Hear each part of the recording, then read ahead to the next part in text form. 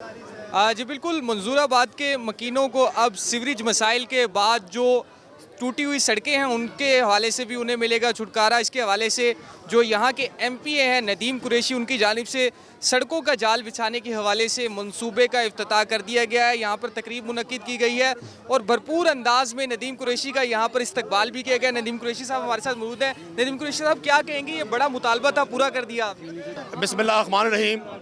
सबसे पहले मैं अल्लाह करीम का शुक्र अदा करता हूँ और उसके बाद मैं अहलान मंजूराबाद, शरीफपुरा, अजीज़ कॉलोनी, मुस्लिम कॉलोनी, अवानपुरा, चुनगी नंबर 14, अहमदाबाद, सब दोस्तों का शुक्रिया अदा करता हूँ कि आज इन्होंने मोहब्बतों का इजहार किया।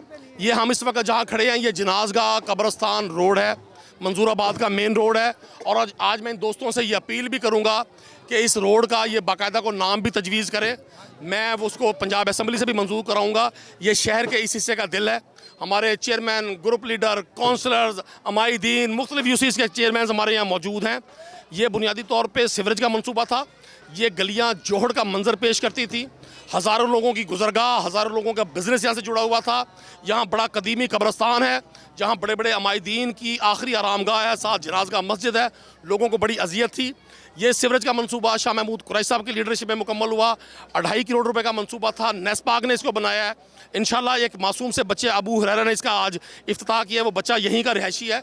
जब वो जवान होगा और उसके बच्चे जवान होंगे, वो याद करेंगे कि उसके अंकल ये उसको गिफ्ट करके गए थे। तो मैं आपको अर्ज़ कर रहा हूँ, आप यहाँ आज कारपेट सड़कों का जाल बिछ रहा है।